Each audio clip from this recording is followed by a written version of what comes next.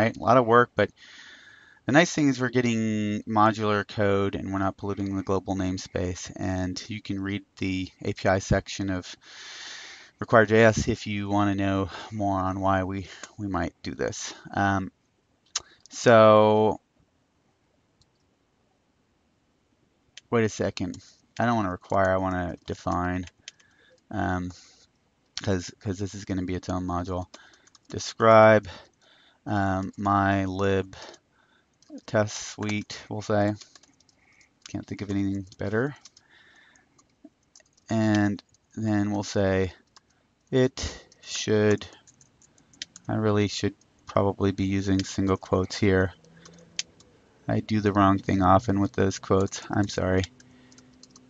Okay, here we go. It should, let's say we're going to add two ints, because that was about the most simple thing I could think of for my little example lib. And before we actually test this for reals, we're going to force a failure, hopefully. Just to, at this point, we need to see if this whole thing is set up correctly or not. And just because it's bugging me, I'm going to get my JS hint to stop complaining. Define is true. We have a describe. So all this stuff is defined on the global. And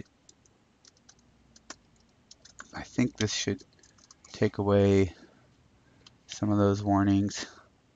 What did I do? Oh, I always stick a colon after global. That doesn't work that way. Okay, so define mylib is never used. That'll get fixed. They want us to use strict. Okay.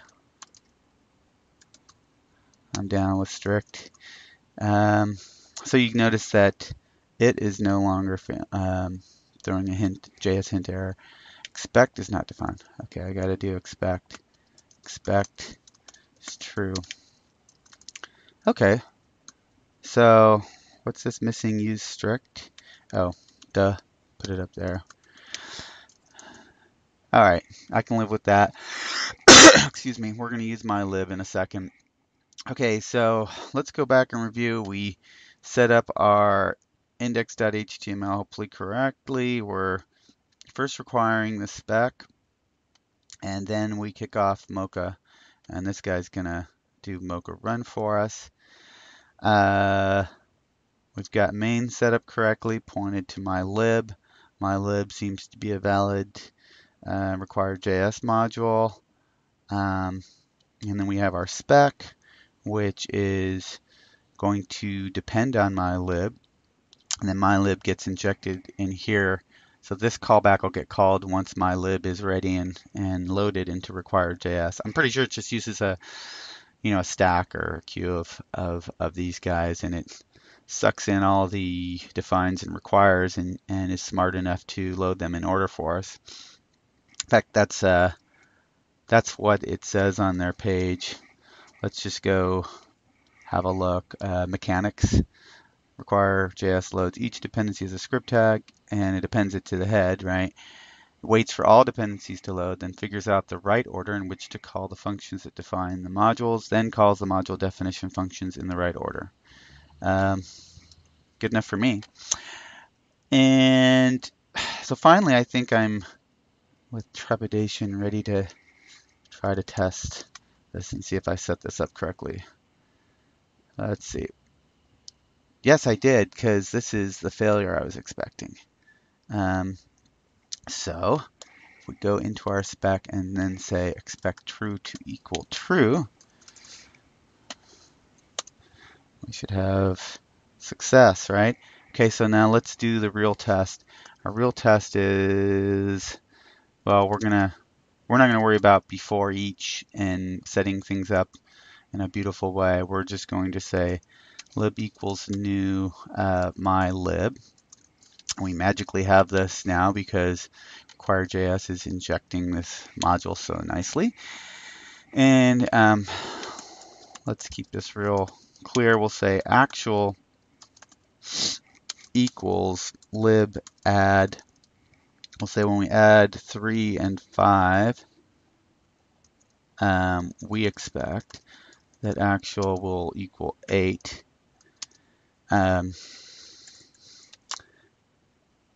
Sorry, to equal 8.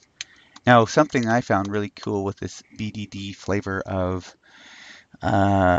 chai is that I can actually put a message, should correctly add two numbers. And I'm scrolling off the screen here a little bit, so I'm trying to keep my font size nice and big for you guys. Strings must be single quoted. I've got some strict hinting going on in my environment. Okay, so now we're actually testing that this lib does something. Now you notice we don't have that there. So if we run yeoman test, it should sort of explode for us. And we said undefined is not a function evaluating lib add 3 and 5. Cool. So let's add that. We'll just say lib prototype add is a function that takes two numbers and returns the result of adding them. And I got to put a semicolon there. Okay, so now if we say yeoman test, cool, it looks like it's working. Let's just throw in something expect. Let's just try one other guy. 1 plus 2 does not, see if I can get this, not to equal. Well, it's not going to equal 99. This is a useless test, but I just want to make sure my expectations are correct. Okay, right, so message undefined is not an object. I think I actually set that up incorrectly. So lib add,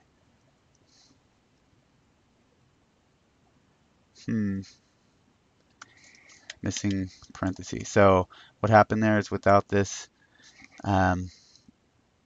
lib add, there's no not on the result of that, because that should be a number, right? We want to say expect, and then within expect call lib add. Why am I getting missing semicolon not to equal? So now I've got extra stuff over here. Okay. So now this should fail.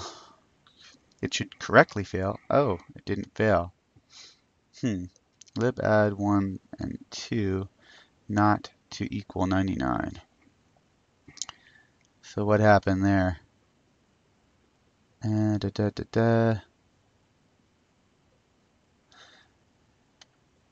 Didn't really want to go into a debugging session with you guys, but let's actually look at how you debug this. So another thing we can do is say yeoman server test -d.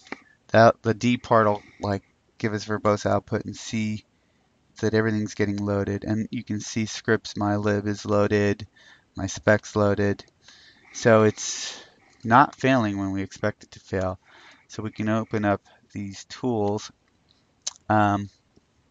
Let's reload this. We set a breakpoint over here, and I think this is going to go into our library and add these two. So there's 1 and 2, and then it's going to return the result of those two. And I think I'm probably doing this assertion incorrectly, because lib add 1 and 2 is 3. Okay, so something's wrong with the way I'm doing this not to equal guy. So it actually returned the assertion. Okay, let's head on over to our expect guy and see what Rob's doing to not be okay. Okay, so I got the 2 and the not backwards. All right, sorry. So this is why API documentation is so wonderful. And by the way, I hunted around for where these expect assertions are, and don't go to expect.js because the chai.js stuff has sort of slightly normalized or modified the syntax. For example, Here you can say OK as a property. In the expect.js API documentation, that's actually a method call.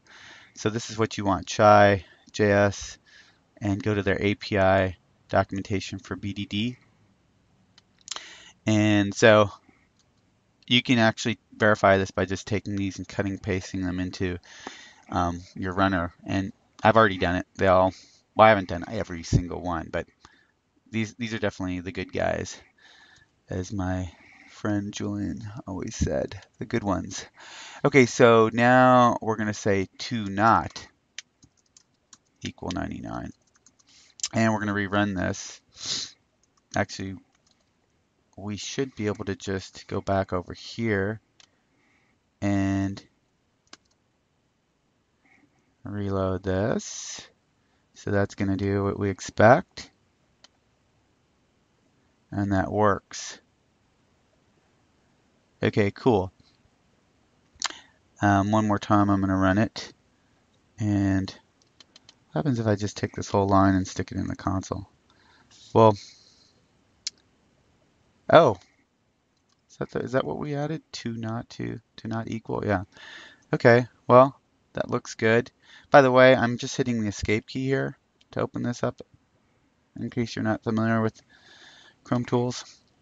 So I'm pretty satisfied with that. Let's go back and Control C this guy and then run just the command line version. Yeoman test. And we're all green. Life is good.